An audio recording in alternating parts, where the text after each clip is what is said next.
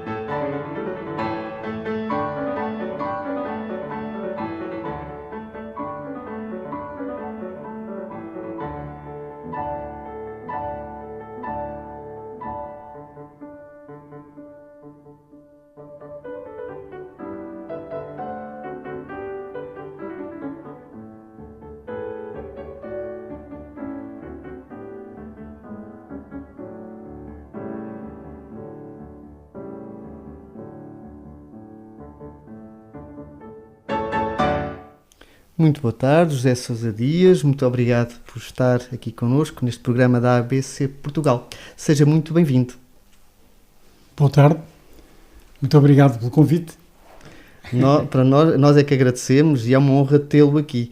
É um convidado que vem bem perto daqui dos estúdios da ABC Portugal. Fez boa viagem, não foi? Porque antes de chegar ao estúdio, vamos partilhar aqui com os ouvintes, tivemos um delicioso almoço na Casa do Castelo. Muito bom, recomendo vivamente a visita a este restaurante lá em cima, junto à Secologiada do Castelo de Orém. De Orém, na nossa vila medieval de Orém. E fizemos bem as curvas e contracurvas, até chegarmos aqui à antiga Vila Nova de Orém, a antiga sede do Concelho de Orém, que hoje agora é Orém só. A mãe juntou-se à sua filha, fizeram as pazes, isto aqui, historicamente falando, aqui no meio onde estamos, na ABC Portugal. Olha, antes de falarmos do seu percurso profissional e ligado ao património, à história, fale-nos um pouco de si. Foi nascido e criado onde? Nascido em Lourenço Marques, hoje Maputo, Moçambique. Criado, foi lá e cá até aos 10 anos. Mas as suas raízes são orienses? São, os meus pais eram do Olival, o meu pai da Casaria e a minha mãe de Aldeia Nova. Muito bem, portanto, freguesia do Olival. Ali há muitos ias, não é? Mussamudia, Sotaria, Ventilharia. É engraçado a toponímia. Gondomaria, Pairia, Fartaria, é verdade. Que fazia tudo parte da mesma freguesia. A freguesia, há pouco mais de 100 anos, englobava o Cercal, a Gondomaria, a Urqueira. Era realmente uma freguesia muito grande. Era uma grande freguesia que tinha um grande peso no concelho de Vila Nova de Orém, num determinado período, não é? Portanto, uma zona muito rica do ponto de vista agrícola, não é? É verdade. Era essencialmente rural, portanto é uma terra de produção de bom vinho. A base é o Fernão Pires, que é engraçado. O Fernão Pires, que é uma uva castanhinha, pequena, com muito açúcar, muito doce, e por isso os vinhos eram muito graduados, porque tinham muito açúcar. Havia uma corruptela linguística e as pessoas diziam, em vez de Fernão Pires, diziam Ferrampilho. E as pessoas que vinham vindimar de fora do concelho eram os ferrampilheiros, porque vinham vinham à vindima do Ferrampilho, que é o Fernão Pires, que era a uva de cá. Hoje, isto melhorou muito, a produção vitivinícola aqui no concelho continua a ser muito boa, mas já tem blends, já tem misturas de uvas de outras castas muito boas. Já a Touriga Nacional, já Cabernet Sauvignon, etc. Syrah. O vinho de Orém continua a ser muito bom, mas hoje é muito diferente daquele que era há muitos anos atrás. Portanto, outro património que convém preservar. E, portanto, aí também se justifica essa riqueza na agricultura e isso também, investigando em termos dos cargos ocupados pela antiga Câmara Vila Nova de Orém, muitos deles eram do Olival, não é? Tinham o seu poder e influência na altura. É verdade, era o caso do Dr. Acácio de Paiva, foi muitos anos, que era do Olival. O pai dele, o poeta Acácio de Paiva, está num túmulo no cemitério do Olival também, e o Dr. Carlos Vaz de Faria e Almeida, que era farmacêutico lá no Olival, foi aqui também presidente da Câmara há muito tempo. E uma rua aqui bem perto dos estúdios da ABC Portugal, Dr. Carlos Vaz de Faria de Almeida. Exato. Uhum. E, portanto, também se justifica no Olival haver quintas, mesmo a quinta do Acácio de Paiva, a quinta das Conchas, não é? Sim, e outras casas solarengas, não é? As quintas dos Passos, a de cima e a de baixo, que eram de famílias muito, muito conhecidas. Uhum. Sim, senhor. Então, voltamos a Moçambique. Como é que recordações é que tem? Quando é que saiu lá? Com que idade? Como é que foi viver aí em Moçambique?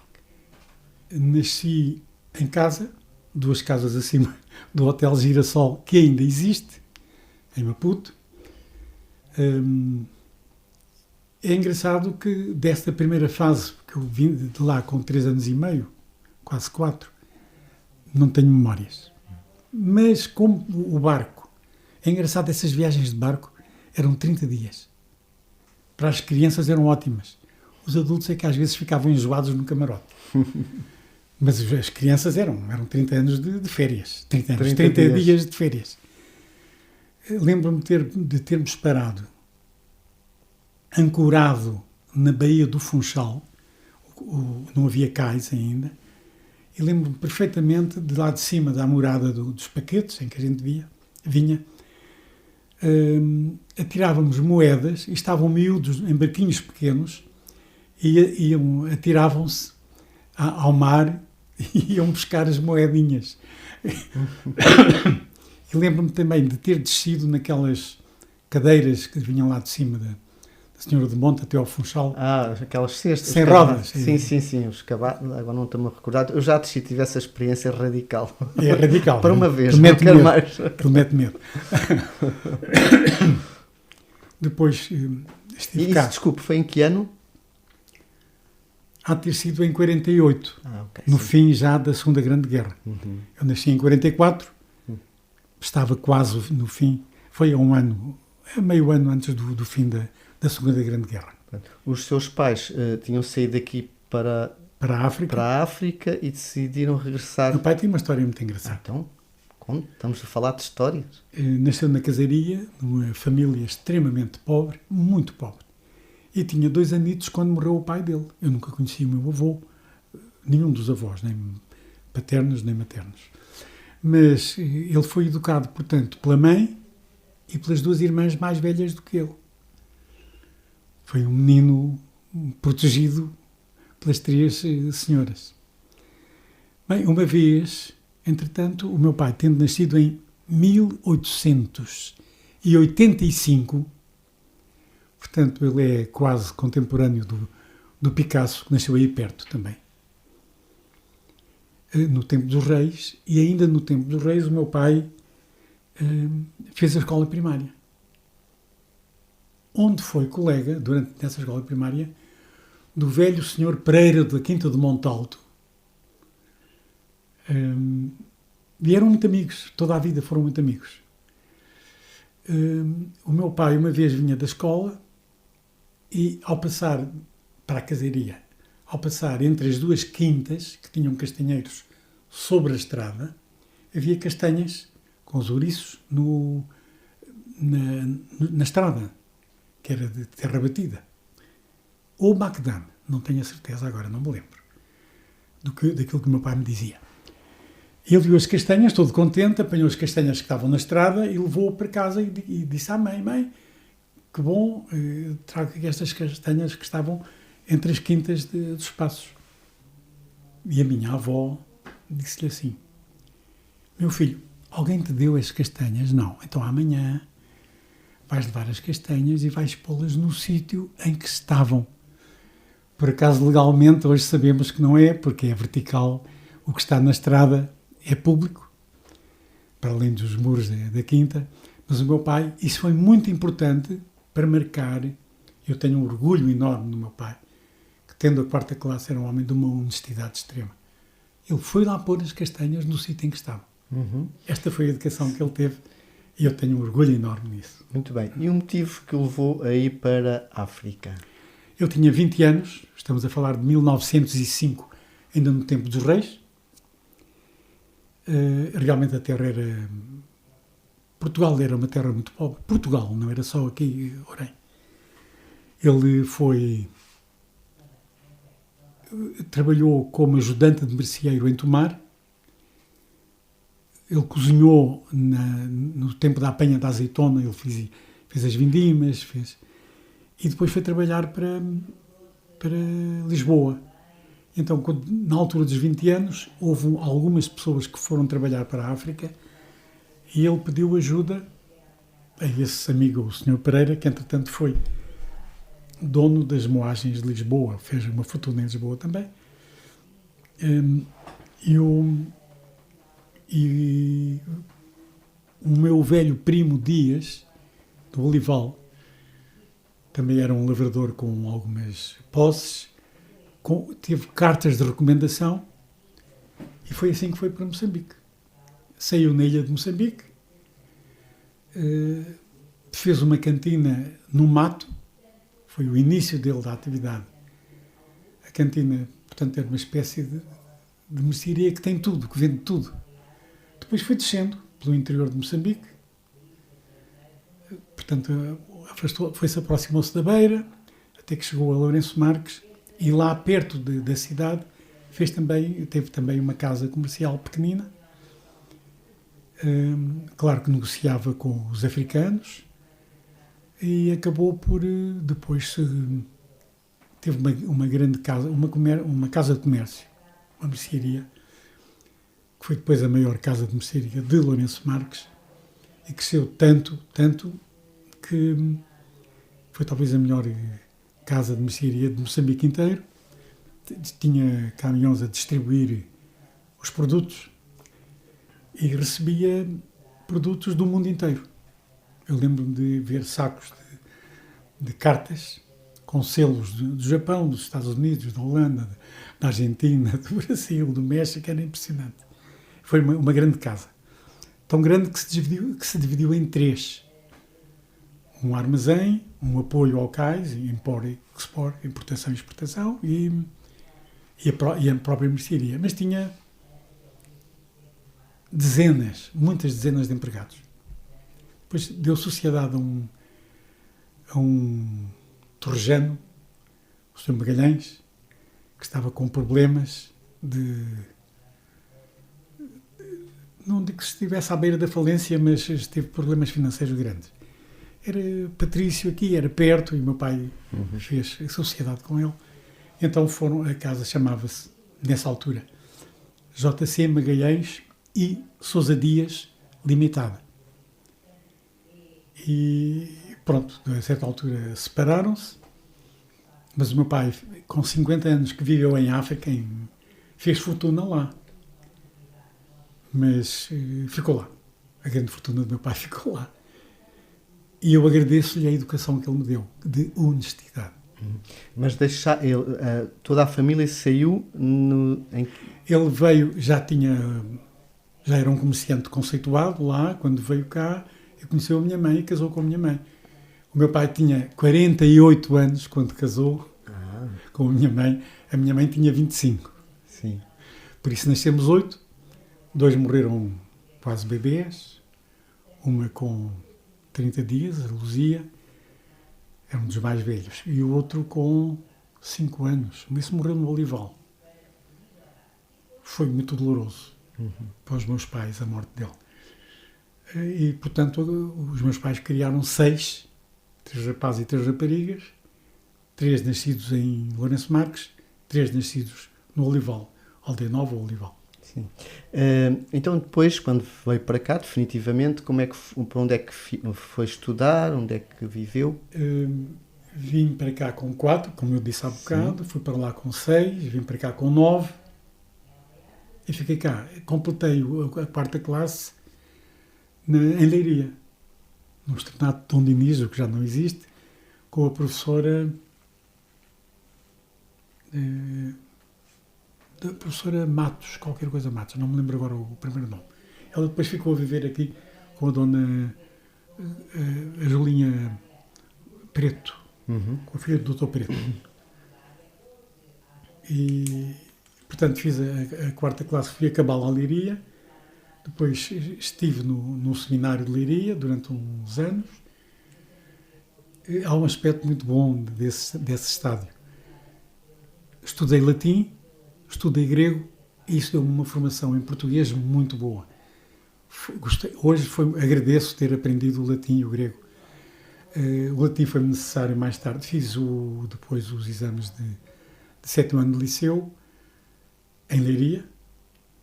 Estive no Colégio de São João de Brito, no Lumiar, em Lisboa. Vim cá fazer os exames a Leiria e entrei em Direito. Mas ao estar no seminário não sentiu ou havia alguma intenção de seguir a vocação sacerdotal? Não, até foi engraçado. O padre que estava como diretor espiritual disse-me: "Pá, tu és bom rapaz, és um rapaz inteligente, mas acho que este não é o teu caminho." Eu estou muito grato porque eu acho que ele tinha razão. Então, o seu caminho seria na altura Direito. Entrou para a Faculdade de Direito? Entrei em Direito, depois, onde fui colega da Leonor Beleza. Portanto, Direito em Lisboa. Na Lisboa. E porquê Direito, já agora? Não sei porquê. Pois também não sei porquê. Se hoje voltasse aos 8 anos, faria o curso que o meu filho fez arquitetura e eu teria feito arquitetura agora. Porque acho que é uma área que me agrada particularmente. Bom, estive 3 anos em Direito, depois interrompi Direito e fui fazer a tropa e tive muita sorte. Fui para Mafra, para o curso de oficiais, e no curso de oficiais, em 800 cadetes, eu fiquei em número 50. Os melhores 200 não foram para a guerra. Que era uma possibilidade. Vivia sempre com esse receio de... Sim, estamos a falar de 68. Sim. 1968. Sim. Bem, como eu fiquei em 50º lugar, eu tinha 150 antes de mim quando começaram a ser chamados para capitães, para o curso de capitães. Começaram pelo número 200 e antes de chegarem aos 50 veio o 25 de Abril. Nessa altura eu já tinha deixado de Direito e já tinha passado, atravessei a praça, eu fui para um sítio onde havia mais meninas bonitas. Faculdade de Letras. Altura, que era a Faculdade de Letras. Na altura e agora também. Porque e agora em Direito também. era quase só homens. Sim. Agora há mais mulheres na Faculdade de Direito. É engraçado, mudou muito. E é bom sinal isso. Sim, mas a Faculdade de Letras continua a ser só mais mulheres. Eu também estudei na Faculdade de Letras, mas a maior parte é mulheres. Mas teve em Lisboa também o seu curso? Foi no Porto, na Faculdade de Letras na cidade do Porto. Eu fui colega em Direito do Zé Pacheco Pereira também. Ainda preparei um exame de Direito com ele. Depois ele também voltou a Letras. Ele tinha começado Filosofia no Porto, depois acho que teve em Direito comigo. E depois voltou a Letras, não sei se ele fez Filosofia no Porto ou em Lisboa, isso não sei. Mas ele é conhecido hoje, além de ser um homem, um reputado homem da televisão e da rádio, e escreve. É um grande escritor, foi um grande biógrafo do Álvaro Cunhal, o Zé Pacheco Pereira.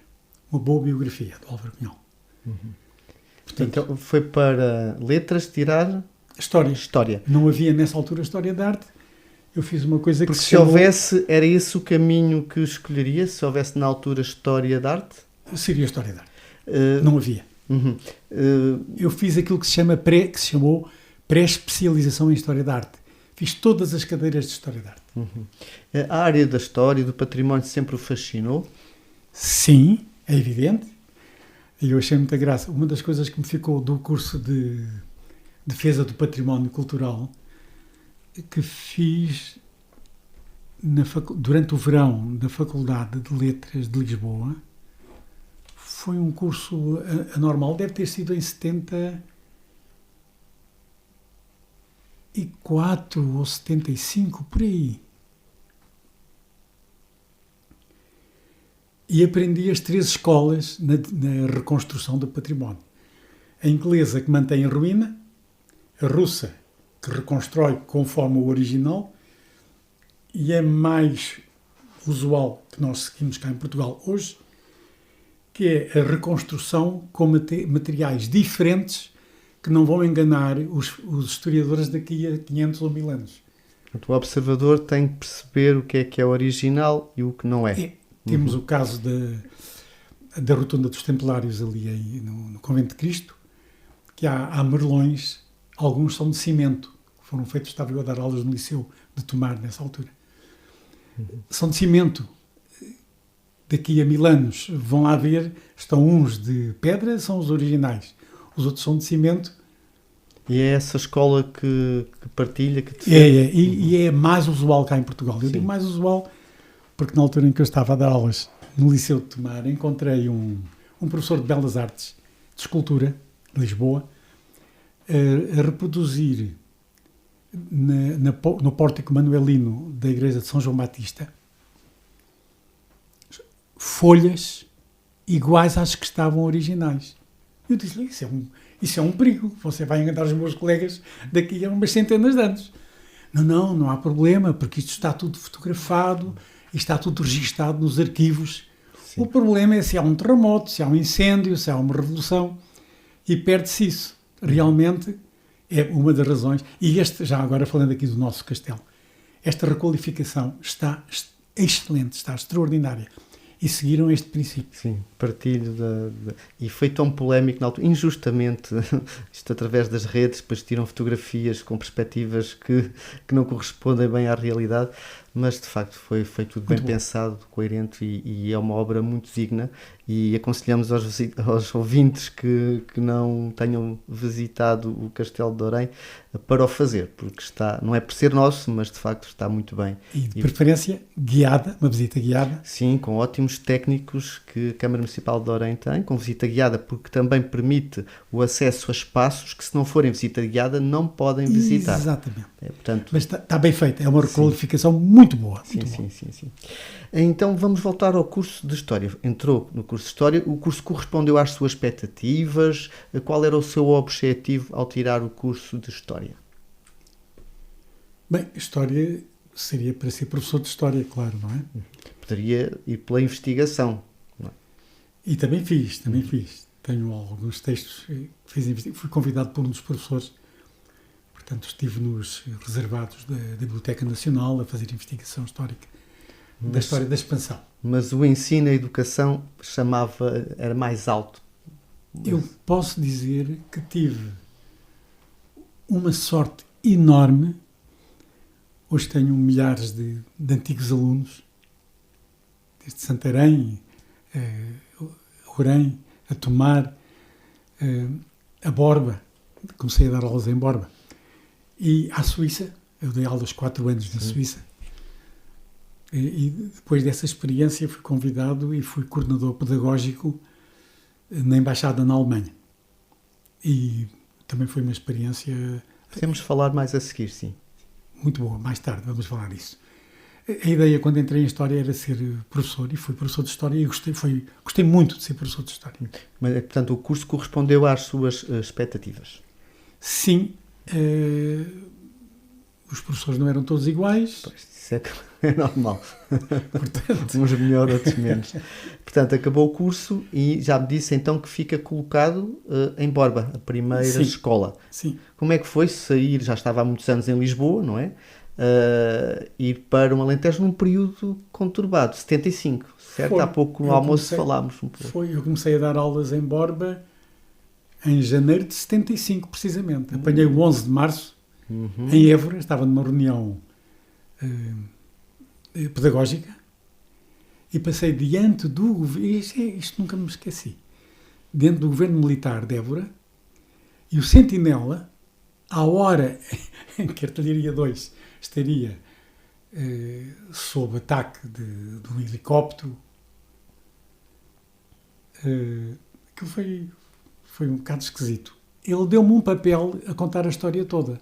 À hora que estava a ser o ataque, ele já me estava a dizer o que estava a acontecer. Nunca percebi isto muito bem. Não guardou esse papel? Não Era histórico. O Zé Pacheco Pereira tê-lo guardado. Pois. Ele busca tudo. De qualquer associação. É engraçado. E como é que foi, portanto, ir para o Alentejo? Depois de Lisboa? Foi interessante em termos políticos. Lembro uma das cenas que eu tenho, não me esqueço, o Mário Soares foi fazer lá um comício e eu era amigo de gente que ia fazer a segurança dele. Ele deixou o carro, que estava cheio de gente, e atravessou a multidão. Ele era alto, era um homem alto, Mário Soares. Portanto, sem segurança. Eles estavam cheios de medo. E foi ao microfone falar. Eu lembro-me de ter dito um episódio que ia referir há um pouco. Uma vez, numa reunião pública, tive que explicar a gente que eu não conhecia por que razão é que eu não era, na altura, comunista. E não era. Mas não tinha partido, nem nunca tive partido nenhum. Quem é de Orem me conhece, sabe que eu era profundamente amigo do Dr. Sérgio Ribeiro, um homem de cuja amizade me orgulho e de quem Orem se deve orgulhar. Um homem bom, um homem sério, um homem digno, um homem íntegro. Eu tenho um orgulho enorme em ter sido amigo do Dr. Sérgio Ribeiro. E Orem deve ter orgulho nele. Portanto, vamos continuar o seu percurso de professor de História de Borba, depois... Depois, eu só tinha o bacharelato, não tinha ainda a licenciatura em História. Depois estive a dar aulas e a completar o curso de História, portanto tenho os 5 anos de História, e esperei alguns anos, mas não muitos realmente. Eu acabei por fazer o estágio em 1979, em Santarém, no antigo Colégio Andaluz, não sei como é que se chama agora a escola. E depois, no ano a seguir, fui dar aulas para o Liceu de Tomar outra vez.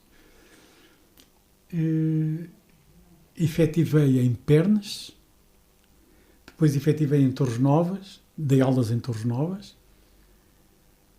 Depois vim dar aulas para do Liceu de Tomar, fui convidado e fui orientar estágio no CEF.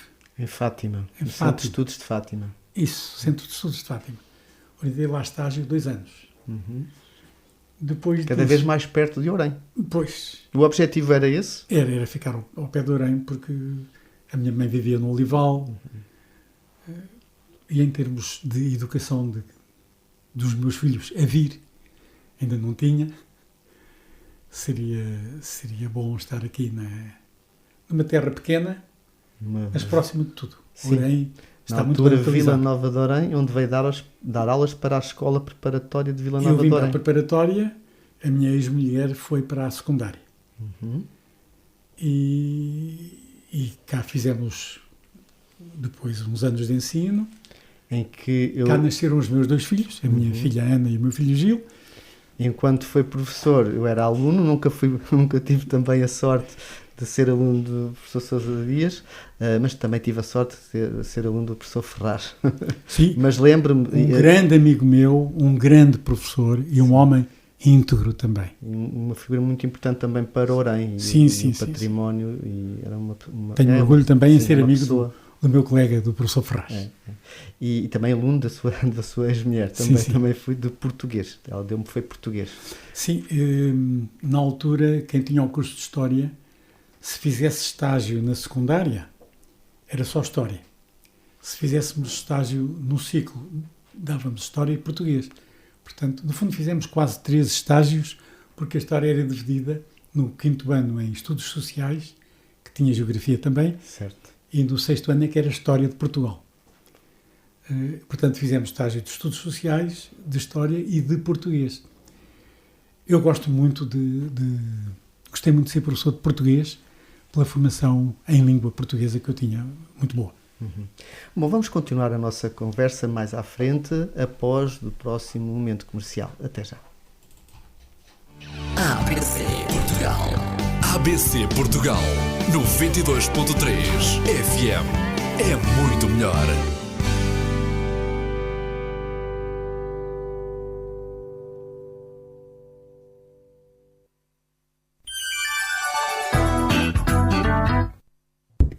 Procura um lugar para almoçar com a família que seja agradável, com requinte e conforto? Bem no coração da Vila Medieval de Orém, encontra a Casa do Castelo. Venha conhecer o nosso espaço, deliciosos pratos, onde se combina produtos nobres e simples com o sabor do nosso chefe, que transforma cada prato numa experiência gastronómica inesquecível.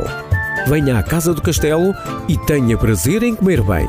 Conheça também a nossa esplanada e a carta de vinhos de qualidade superior. Entre em contacto através das nossas redes sociais ou do número 914-140-039. Casa do Castelo, na Vila Medieval de Orém. Esperamos por si.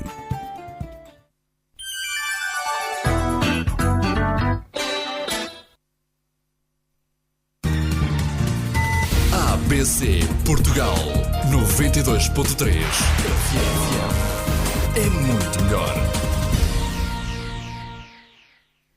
E voltamos à conversa com o nosso convidado de hoje, José Sousa Dias, professor de História, e tínhamos terminado a primeira parte a conversar sobre a presença, o trabalho que desenvolveu na antiga escola de Vila Nova de Orém. Teve cá vários anos, falámos nas disciplinas que podia dar, estudos sociais, História, Português, até que a certa altura recebe um novo desafio, ou concorre a um novo desafio, sair de Portugal. Para onde foi e por que razão decidiu esse caminho?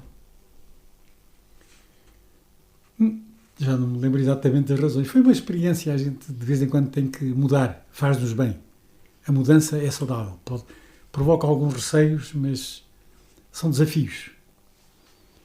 Gostei francamente de dar aulas de História e de Português, língua portuguesa, língua pátria, como se dizia, na Suíça. Dei em várias cidades. Para a comunidade de portugueses. Filhos de imigrantes portugueses. Mas a gente acaba por se relacionar com outros, com espanhóis, com italianos, com franceses, que estão também a dar essas aulas lá. E croatas e sérvios, é engraçado, e gregos. Conhecemos, e esse contacto também foi muito interessante. Estive na zona alemã, porque eu, para ter acesso a direito, precisei de estudar alemão. Pois eu ia perguntar, já dominava o alemão? Arranhava e depois... Eu falo alemão, mas tenho que pensar muito. Uso as outras línguas. O italiano. É engraçado, quando eu estou muito tempo, uma manhã a falar espanhol, depois à tarde falo italiano e entram palavras espanholas lá no italiano. Sim. E vice-versa. È vero, sono d'accordo con te. Parlo un po', ma bisogna di praticare un più. É vero. Bom, os meus colegas espanhóis, foi o grupo com quem eu me relacionei mais, foram os espanhóis. Nuestros hermanos. E os espanhóis, quando liam textos meus em português, percebiam tudo. Mas a falar não apanham. Não te entendo, eles têm uma grande dificuldade. Porque eles abrem, à maneira dos brasileiros, abrem as vogais todas, têm 5 vogais. Nós temos 14 sons vocálicos. É o O, o U, o O também é o U, o E, o I, bem, são 14. Sim, têm mais dificuldade e depois também não se esforçam. não são habituados também a ouvir, não é? Portanto, mesmo traduzem, dobram, fazem dobragens, eles têm dificuldades em todas as línguas. A malta mais nova agora em Espanha já fala inglês. Não falava. Pois, e quando falava é um sotaque assim muito estranho. Eu parti numa altura que em Espanha tive o cuidado, eu quis falar português, mas devagar. Eu disse, uma cerveja. Eu, não te entendo. Uma cerveja. Não te entendo. Eu, uma cerveja. Não é muito diferente, não é? Aí foi falta de esforço. De esforço. É verdade. Bom, então teve essa experiência, alguns anos, lá em Zurique. Foi principalmente em Zurique, mas dei em Bar, dei em Lucerna, perto do Lago dos Quatro Cantões, dei em Baden. E, portanto, aí foi já com toda a família, já tinha os filhos. Aí já foi, sim, foi a família toda. E a adaptação foi boa? A minha mulher, na altura, ficou perto da casa que nós alugámos. Só que, imagina, eu aqui iria receber, sei lá, 100 e tal contos por mês. 100 e tal. A renda de casa nossa eram 300 por mês. Portanto, tínhamos que receber o suficiente para pagar aquilo. Mas, tirando as rendas de casa e o comer em restaurantes, se a gente cozinhava em casa, a gente aguentava-se. Mas gostei muito do contacto com as pessoas, com os meus alunos. Claro. Tenho histórias muito interessantes. E eu aí fui um bocado com espírito de missão. Sim. Eu quis ajudar as pessoas. Muitas vezes fiquei... Para não perderem o vínculo, não é? A Portugal e saber Claro, o português. claro. Saber português, sim. Tive alunos que no fim das aulas dava 3 horas seguidas. Em Zurique era assim. Uma vez por semana. Então havia miúdos, porque, engraçado, lá a gente tinha que dar, às vezes, do primeiro ciclo até ao 9º ano. E eu tive que separar, claro, não conseguia dar, não é?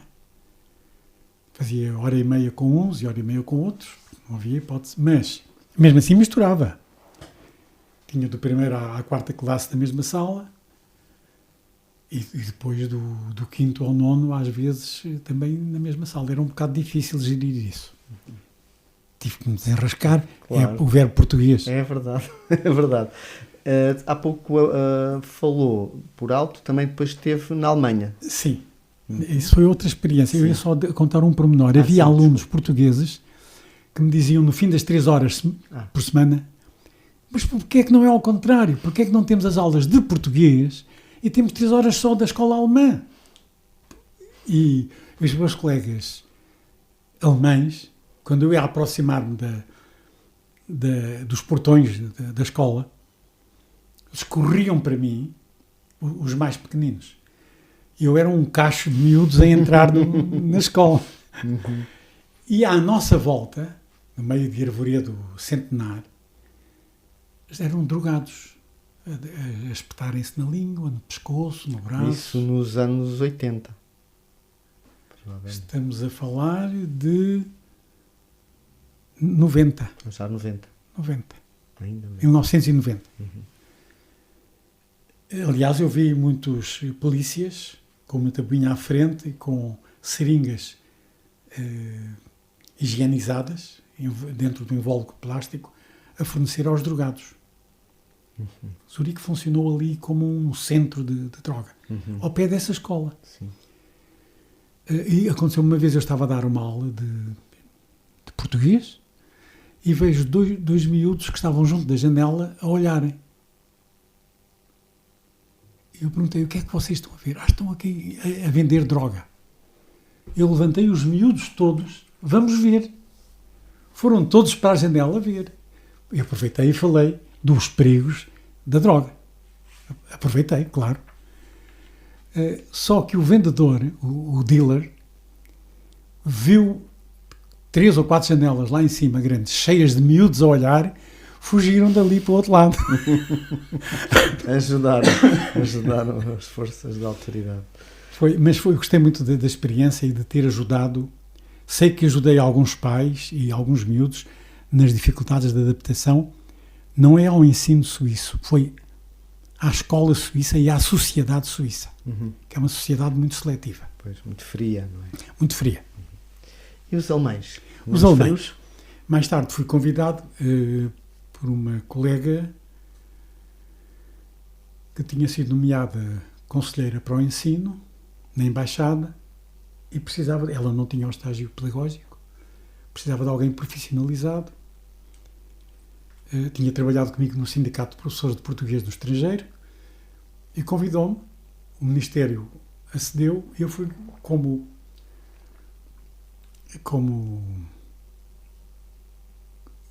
é que eu disse? Coordenador pedagógico na embaixada. E gostei muito dessa experiência. Tive contacto com todos os professores de português do norte a sul da Alemanha. E fiz ações de formação com os nossos colegas de Hamburgo, de Stuttgart, de Düsseldorf. E acho que foi isto só. Frankfurt também. E gostei muito dessa experiência e sei que ajudei alguns colegas nessa situação. Mas depois, como não se pode perder os castelos, que é um castelo, mas há aqui a expressão popular, os castelos de vista, regressa a Orem. Não foi exatamente essa a razão. Os meus filhos estavam em Lisboa, estavam longe de mim. Eu gastei uma fortuna.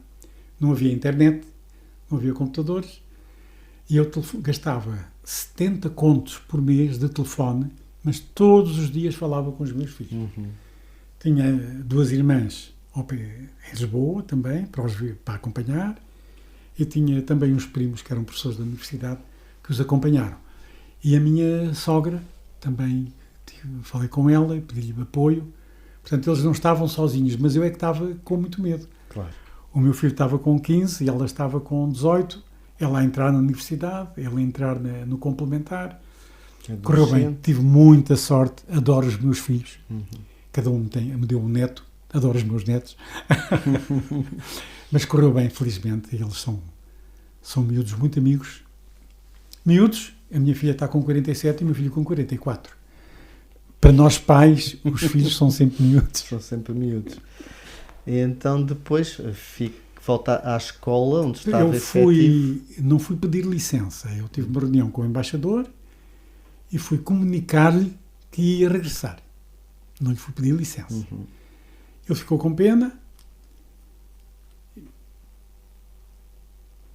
Posso dizer, isto é uma inconfidência. Ele ofereceu-me um almoço na residência dele, luxuosa, um palácio, um palacete. E ele disse-me no fim: doutor, se tivéssemos tido esta conversa há 3 meses, o senhor é que ficava como conselheiro para o ensino. Nessa altura eu poderia reconsiderar. São houve ali uns problemas que eu preferi regressar, mas depois passei o ano a seguir a receber telefonemas e telefaxes e e-mails de colegas meus da Alemanha a pedirem para eu regressar. Isso não dá certa alegria. Ainda bem. E depois? Depois, já tinha estado antes em conselho, numa comissão diretiva, no ciclo aqui em Orem. Depois voltei a dar aulas, cá. E a certa altura houve uma mudança e convidaram-me também. Fui convidado para estar à frente de um conselho diretivo. Fomos a eleições, vencemos, e eu fui presidente do conselho diretivo durante 3 anos, depois não me recandidatei, dei aulas outra vez durante 2 anos e aposentou-se. E essa palavra aposentado assusta-o? Como é que foi? Não, porque eu não parei. Durante toda a atividade de professor, antes de exigirem isso na carreira, não houve um único ano que eu não fizesse uma ação de formação da faculdade. Congressos, todos os anos eu fiz sempre. Isso foi muito importante para mim. Portanto, fiz sempre a atualização, o adjornamento. Sim. E entretanto, Um dos últimos que eu fiz foi a avaliação educacional na Faculdade de Psicologia. Portanto, depois dos 5 de História, em que privilegiei a História da Arte, fiz 2 anos de Psicologia em avaliação educacional e depois voltei a Letras para, em Anglísticos, fazer Cinema e Literatura, o mestrado, que não completei por causa de uma professora que faltou ao respeito a 5 colegas minhas durante um seminário. E, por cima, doutorandas, pôs as senhoras a chorar. E eu não admiti. Marquei uma reunião com a senhora e disse, olha, eu não vou acabar, não admito ter como coordenadora uma pessoa que ofende pessoas que estão a trabalhar, que estão em fase de doutoramento. Não admito. Eu não faço isso a crianças de 10 anos. E diante de adultos, não pode ser. Diante foi em público, não pode ser. Sim. A senhora estava branca. Nunca um aluno disse isto. Pois não. Há sempre uma primeira vez. Eu não precisava daquilo, era por diletantismo que eu estava a fazer mestrado. Claro. Eu não completei. Mas tive formação, portanto, em audiovisuais, tenho um curso de fotografia e estava a fazer... uma das suas grandes paixões. É a fotografia. Ganhei um fotografia. prémio. Pode falar desse prémio que ganhou com uma fotografia? Era um concurso de património cultural e eu ganhei com uma fotografia feita no Alentejo, na Orada, ao pé de Borba, que era um casal no verão, um casal rural a vir do campo, ele com a enxada às costas, ambos com roupa de aldeão, de alentejano, típico, e a casinha alentejana que estava por trás tinha à frente um passeio de mármore, é a zona de mármore, não é? Estremoz e Borba e Vila Viçosa, e os veios de cimento entre o mármore, cada casa tem uma cor muito viva. Umas são de vermelho vivo, outras de cor de laranja, outra amarelo, outro verde, outro azul. É muito engraçado aquilo. Então o conjunto da casa típica alentejana, da roupa alentejana e do chão diferente de mármore, deram-me o primeiro prémio no património cultural. Eu, se fosse júri, teria dado o prémio ao que ficou em segundo, que é uma fotografia com grande qualidade fotográfica e é uma senhora a fazer tapeçaria e está por trás da trama da tapeçaria. Portanto, vê-se a trama e depois a senhora lá atrás. Eu acho que está uma fotografia muito boa. Se eu fosse júri, teria dado a este segundo lugar, teria dado primeiro. Mas foi muito bom o prémio. Foi uma semana para 2 pessoas, com tudo pago, em Israel. Que chatice. Foi uma chatice este. E vamos aos contos, porque eu tenho aqui junto de mim um dos seus contos, creio que já tinha publicado um desses contos. Este é o Joaninha Voa Voa, texto de José Sousa Dias, o Bruno Ferraz fez as ilustrações e a Néla Oliveira, música. Como é que surgiu esta... Já fazia contos? Eu tenho muitas gavetas com milhares de textos, ou contos, ou episódios, ou poesia. E a poesia de vários géneros. Poesia de crítica social, vários géneros. Eu gosto muito de poesia também. E então, achei que queria publicar um texto pequenino, a que chamei A Formiga Aventureira, foi o primeiro que saiu, e convidei o meu colega, por quem tenho uma grande admiração, chamado Gabriel Lagarto, que toda a gente conhece em Orém, é um valor aqui para a nossa terra também. Alentejano. Alentejano, exatamente. Viana do Alentejo. Muito bem, a terra de mármore verde. E o Gabriel Lagarto sugeriu-me que falasse ao Bruno Ferraz. Também oriense. O Bruno Ferraz, muito humildemente, diz-me: eu não tenho formação em Belas Artes, mas eu estava a ver as pinturas dele e dei-lhe uma gargalhada. Acha que precisa de formação em Belas Artes? Se calhar podia ter um doutoramento em Belas Artes e não ter o jeito que tem, a arte que tem para a pintura. Ele principalmente é aguarela, mas ele tem tem arte mista e tem óleo também. Ele é muito bom. É muito bom conforme se demonstra. Depois desse meu convite, ele tem 6 livros a saírem, ou já saídos, com toda a gente agora o quer para ilustrador. Ele é muito bom. É muito bom, muito é verdade. Estamos quase a acabar, mas vamos falar... Sim, temos ainda algum tempo. Anélia, sim. Eu estava com ele ali na biblioteca a assinar a primeira edição da Formiga Aventureira. Eu tinha pedido à Bia Maria, por quem tenho uma admiração enorme também, é um valor musical aqui da nossa terra, exatamente, é verdade, e é uma menina muito simples também. É cantautora. Eu disse, eu estou à espera que a Bia me entregue a Formiga Aventureira musicada. E percebo que a Nélia era professora de música também. E desafiei-a. Não quero ver se... E aparecem-me quase em simultâneo as 2 músicas. A Nélia, em vez de musicar aquilo, vá lá, foi diferente. Fez ela um texto a recontar a história e musicou. E está extraordinário. Uhum. Ela tem muito jeito, a Nélia tem muito jeito. A Bia Maria é um orgulho. E então, a segunda edição da Formiga Aventureira saiu com a partitura da Bia Maria e com a partitura da Nélia. Muito bem, sim senhor. E agora, contos infantis deste género são completos. Estes estão a sair, estão em poesia em métrica de 7 sílabas. Mas todos têm partitura musical. Portanto, neste momento o grupo, se continuarmos a editar, sou eu, é o Bruno e é a Nélia. Muito bem. Eles são 2 valores de Orém, os 2. Sim. Os 3.